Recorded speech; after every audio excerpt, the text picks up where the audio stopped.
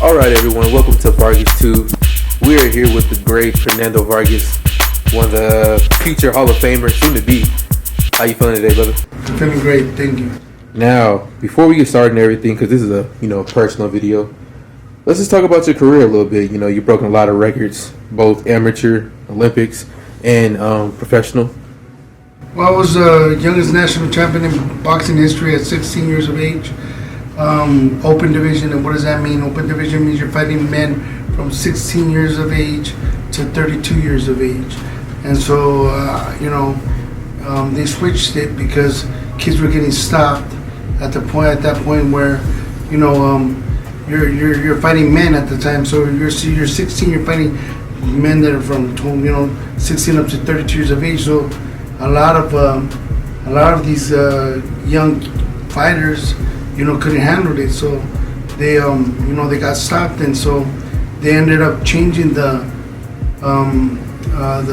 rule to 17 because kids were getting stopped by men. So my record can never be broken, and so forever, I'll be the youngest national champion at 16 years of age, and I was a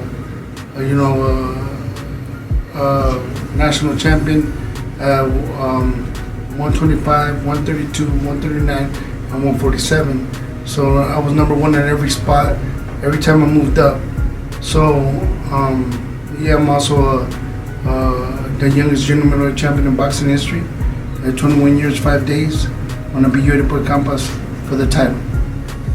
Now, with you being one of the youngest champions of all time, you had to deal with other things outside the ring. And I said this interview was pretty personal. Alcoholism. At what age did you have your first drink? My first drink, I probably remember of it being maybe at a quinceañera, and but I didn't drink heavily like ever, till turning after a few years after my career. Would you say the fight with alcoholism, did that challenge you in your boxing career? Did that affect it anyway? I think that if I wouldn't have started drinking, I would have lasted longer. I would have been able to, keep my weight down and really stay focused on my craft. Alcohol is a downer. It makes everything slow, right? So your thoughts, your reactions, your reflexes. So it was definitely not something that was beneficial for my career. On a scale from 1 to 10, with 10 being the highest, how bad was your addiction? Man, it's not even a 10, it's a 20, it's a 30, it's not even, it's 100, add another zero to it. I'd wake up and have Patronios. What's that? Cheerios with alcohol. It's like, it was stupid, it was dumb. I think the enemy wanted to kill me, and he wanted me to die of alcohol poison, and there's so many times that I could have, but the Lord kept me from dying. I know that I would wake up not knowing how I got a place. There was one time when I was partying in LA, and I remember like vividly. It's crazy. It's crazy. I only remember bits and pieces. And I was partying in LA, and I woke up, and I'm in a hotel room, and I'm going, what the hell? What am I doing here? And I was by myself, but the hotel room was full of bottles. It was. I know. I used to go out and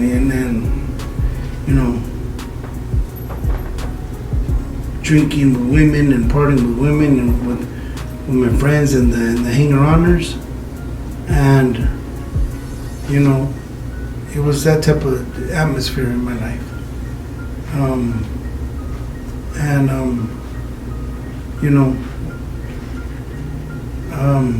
it was. I remember waking up and nobody was there. And like, after all that I do for all these people,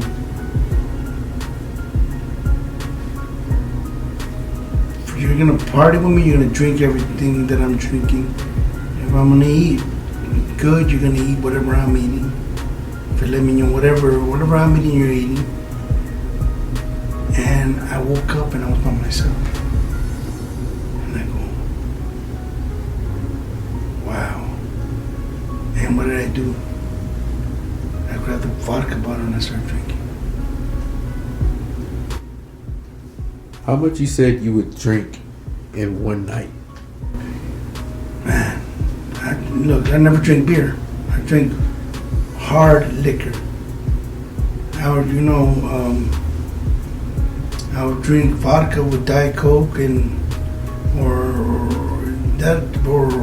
vodka on ice.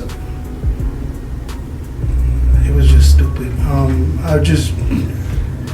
One time I remember being so drunk that I used to take medicine at night. But that's another story. But I used to drink medicine at night, and when God cured me of that sickness that I had, that's another story. I already talked about it on my Instagram. But I was drinking one time. I remember I had to take drink medicine at night, and one time I filled up a glass of vodka, like that big, and I took my medicine and I drank it with vodka, and I drank the whole glass. My wife goes, "You're crazy, what are you doing?" I said, "I'll be all right."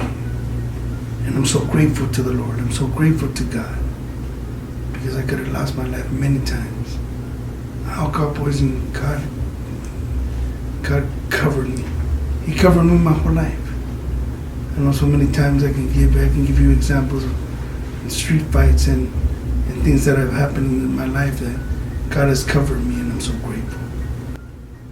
Is there anything you could say that with this addiction, that something that you just destroyed just forever? Praise God that I did not destroy my wife's love for me forever. Because, like I said, I would leave and go drink with women and be out and about. I didn't care. I said, don't. I would leave the house. Party for a few days and then call my wife, and then I'd call her and she'll pick up and she'll be like, "You mother," and I click, and then I call her the next day,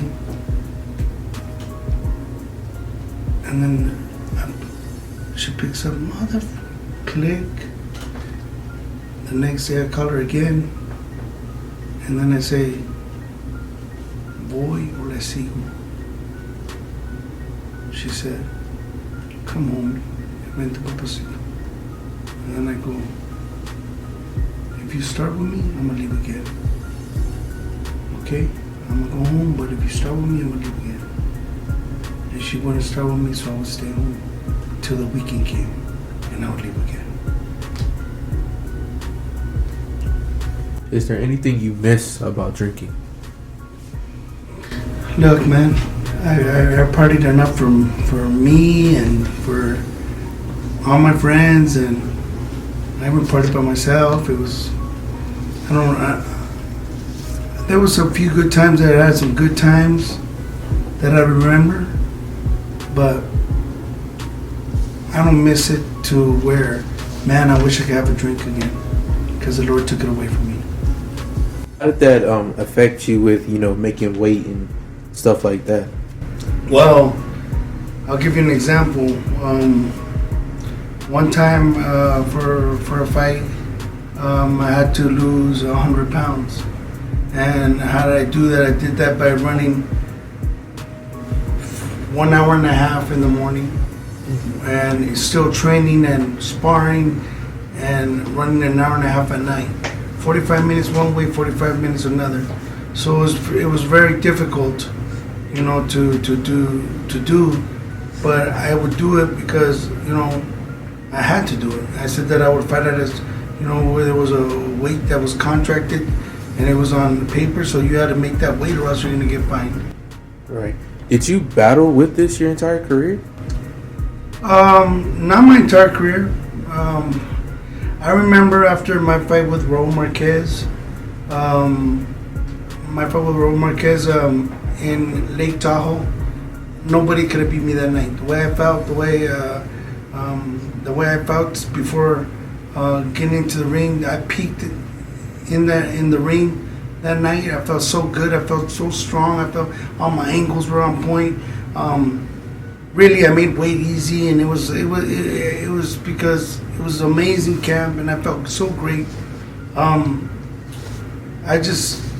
It was there. It was there after my victory, where the devil, and I'll say the devil because the guy that was stealing a lot of money from me was a lawyer, and I won't say his name because I don't need to say his name because he's dead. So revenge is the Lord's, not ours, and so God gets revenge, not us, and so I let God handle that, and He did that. So that guy, you know, is no longer here, but he said, "Congratulations, champ," and he handed me a beer.